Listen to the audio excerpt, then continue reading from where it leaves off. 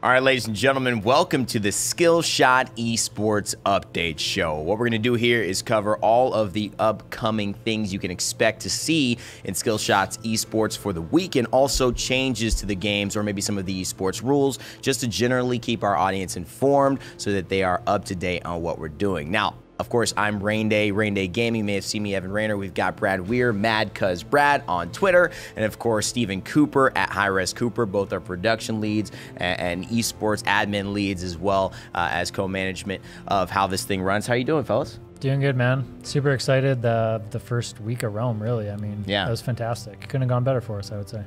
Coop, on the admin side, was it easy? Was it some struggles? A little bit of struggles, which we'll get into probably on the first point, but overall players were extremely happy, and I'm looking forward to this next week. Well, it's going to be a great week. We have a lot of changes and updates, so let's get right into it and talk about just post-mortem. How did it go?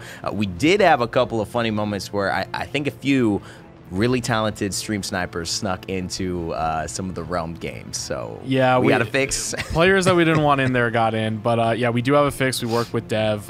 We will be able to kick them out of the game before we even started. So we're happy there. But yeah, it should be only the players that have signed up for the tournament will actually be competing this week. Think about it. If you're that good at stream sniping, what else in your life could you be that good at? Like, maybe we should just you could be that good at like so many other things that will actually make you a lot of money. If you're that good at stream sniping, like, come on, man. But you know, people will do what they do, and Brad as well. We had a lot of feedback around the Realm tournaments. Obviously, Wednesday and Thursday were great. Numbers were great. People seemed to love it. And one of the things they really pointed out was that they liked the free cam movement and how that worked. Yeah, so it seemed like everybody really liked having that cinematic aesthetic like shot, you know, to show where people were hiding or about to engage and stuff like that. So what we've done is we've worked with Dev again, and we've tweaked the settings just ever so slightly to make it a lot more smoother so that we can move at the same speed as the horses, for example, rather than like having to barely hold the controller and zoom past them all of a sudden or something like that. So when using a controller to do these movements, the joysticks can be super finicky, and if you move it just a little too much or a little too less, you're going to get jerks, or you're going to go too far. You're going to hit the top of the camera on like a window or something like that when you're not expecting it. So hopefully Joe can master that even more this week, and we can get a lot more cool cinematic shots and, you know, just keep up in it week in, week out. Yeah, just constantly improving, and I think we hope to see that, and thanks for the feedback on how you like that as well, and that helps to give us an aim on where we're going. Another thing that I think people really responded to well and was different was the scoring system, the way that we actually scored Realm Royale and BR. As everybody knows, you know, BR, it is a free-for-all right now in terms of how everyone decides to make their competitive tournaments and what they prioritize. Viewers like kills. They tend to love kills, but we feel like we're actually in a pretty good spot. We will be making a couple of changes, though, and in fact, the kill value will be doubling this week from 1 to 2 points that it can take off your score. So Brad, kind of walk us through what the thought is around that and why that change is happening. Yeah, so I mean, first off, shout out to Keemstar for coming up with the overall like start of this kind of scoring structure, right? You know, we ran a lot of numbers after it was presented to us and saying like, hey, here's how you know, because I don't even know how to say it. We got wind he was going to do that tournament, right? Right. And he's like, hey, here's a scoring system. And we reviewed it. We ran a lot of numbers by it and made sure that there wasn't going to be any big discrepancies or flaws that we thought would impact the nature of the tournaments or competitive scene as it grows and everything like that. So everybody wants kills to be more. So with kills going to -2 instead of -1, it's not going to make a huge drastic impact, but it's going to make those kind of smaller placings where a person in, let's say, 5th place has more kills than the person in 6th place. They might now see a step up in a placing or two, like that. And we didn't want to go anything drastic. So like when we run the numbers of going like to 3, 4, 5, you see this huge fall off. Like the top 3 to 5 are just off on their own island. Nobody's ever catching them. Right. So you don't want that. So we want to keep it reeled in and keep it close to where kills are still competitive, but placing also matters at the same time. So we think going to 2 makes the fans and the viewers happy, but then we'll also make the competitors happy to where kills mean as much, and you could outweigh your placing a little bit better.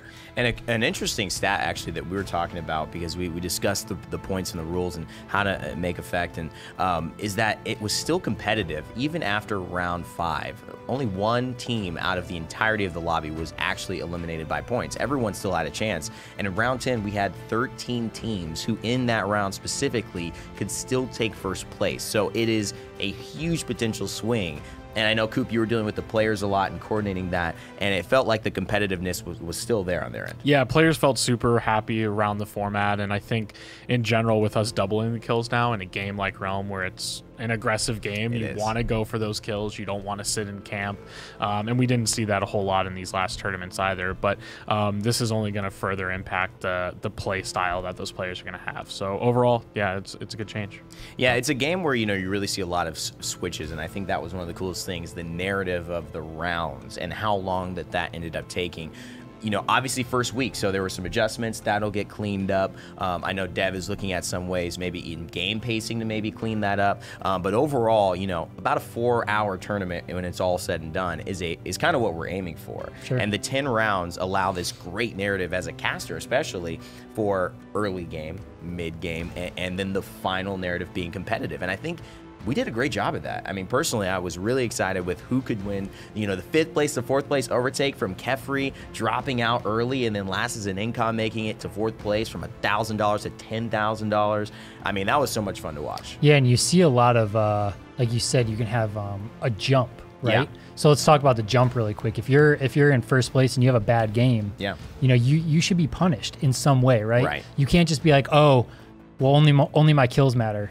Well, if you place bad, you're now going to take, a 20, 30, 40 point discrepancy in your overall score. So now everybody below you can now start to either gain on you or outplace you, because if those teams now place well and have eliminations, you can close a gap. Yeah. If let's say you're 60 behind first place, they have a bad game, you have a good game, guess what? That gap is going to be next to none. Absolutely. After that. And winning is the big key too. We saw, like, really, of the tournament winners, the winners, the first, second, third, were the people who won the most games, essentially. So I think that trend will follow as we look to see, because that's the point of the game. Play it as you would. We saw one team camp a little bit in the house, but that was such a strategy that was so scary, because one game they take a positive 30, they're never getting minus in any other game. Like, they're out of the top 10 essentially. So it was really risky, and I think even Kefri responded on Twitter like, hey, we knew what they were doing, we should have punished it, but we didn't. So overall, scoring is great, and that tweak will be coming into the tournaments on Tuesday, Wednesday, and Thursday for Keemstar's Invitational. So stay tuned to that, and I'm excited to see how that plays out. Another thing, though, we have the spoils of what's coming up next. We had the twitch.tv/Realm Royale map stream, and I heard that's getting some nice adjustments heading into it. Yeah, so obviously this is moving forward into like next week, but a little bit we'll jump a little bit ahead. Yeah. Now, when you're watching that map screen, what would you like to see, right? You'd like to see more information. Absolutely. You'd like to see what players are alive, what players are dead, what are they placing, what kills are they getting, and everything like that. So on the sides of it, as you can see here, you can see who's on the teams. You can see what task force number they are, their kills, their placing, whether they're alive or they're dead, adding that type of feature. So now if you're watching that, you can be like, hey, Ninja's still alive or Ninja's dead, or whoever your favorite player is, right? You can reference them a lot easier to what task force they are too, and see where they are on the map. And then on top of that, you'll see that the forges kind of have a glowing effect to it. So what that is that's going to now allow production and the talent team know when forges are happening, so we can, try to go to those areas more if we see a fight is about to happen, or we think a fight might happen because somebody is forging there, whether people are closing in or it's right off the start and somebody starts forging pretty early because they got kills. We'll be like, hey, they're forging already, and that's way earlier than they should be forging. Something big must have happened there. Absolutely. So I think that it definitely helps overall. Great upgrade. I mean, that's coming next week, you were saying, right? Yep. So stay tuned for that. This week still be the same great twitch.tv/Realm Royale map you can do with your Penta, Quadra, monitor setup, whatever Ryan and I were joking about. And Coop, the invite list. We got to talk a little bit about that, because we did notice a big difference in how the game was played and how many teams won based on Tuesday or Wednesday and Thursday's Realm Royale tournament. So talk to us how that might be shifting this week. Yeah, so we're going to be a little bit tighter on exactly what type of players we invite this week. Okay. So last week we had a lot of open signups. It was kind of for everyone to join. This week we're going to focus more on the master level players and the higher skilled, just FPS players overall. So we're a little bit tighter on that. We're trying to weed out some of the lower end players, maybe the bronze players and silver players. The there. bronze players. Yeah, those are great. But I think it's important. There's two key factors that we saw. As one, in our tournaments we saw about 20% of the participants were actually top level. Right. They were able to compete at a very high skill level. Whereas in Keems we saw almost the opposite, where Right. the 80% was top of the charge. They were able to compete with each other. So we kind of want to get that in line with Keemstar's tournament on Thursdays, and I think this week will be a big jump towards that. And the other thing I just want to reiterate, to everyone watching is we're not just inviting top content creators either, Right. or top streamers. You have an opportunity to join in if you're just getting started or you're a master's level player but don't necessarily have the viewership. Right. As long as you're streaming a little bit and you're at a high level, Yeah. you will get invited. So just keep an eye on that. But we're going to tweak it a little bit and see how that goes with the new scoring system. That'll be really awesome to see. I mean, obviously points doubled, kills doubled, excuse me. We have a great invite list coming out this week. So if you want to be involved, keep an eye on your contact, method of contact, as Cooper will be reaching out. I'll find you. And has already. You don't have to worry. This guy will find you, man. He's a Terminator in disguise. And that's really going to wrap it up for this one. To let you all know where you can watch Realm Royale this week, it's going to be on twitch.tv and mixer.com/Realm Royale. And it's going to be at 1 p.m. Eastern time on both Tuesday and Wednesday. Those are the Skillshot Invitationals for $10,000. And on Thursday, 4 p.m. Eastern time for the $100,000 tournament with Keemstar. It'll be great. We've got some new casters coming in this week, a couple of new pairings, so still fresh faces, fresh people in the tournament, and again, fresh perspective on a BR that we've been really enjoying.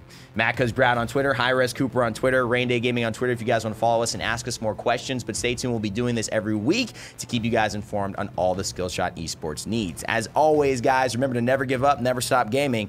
We'll see you all next time.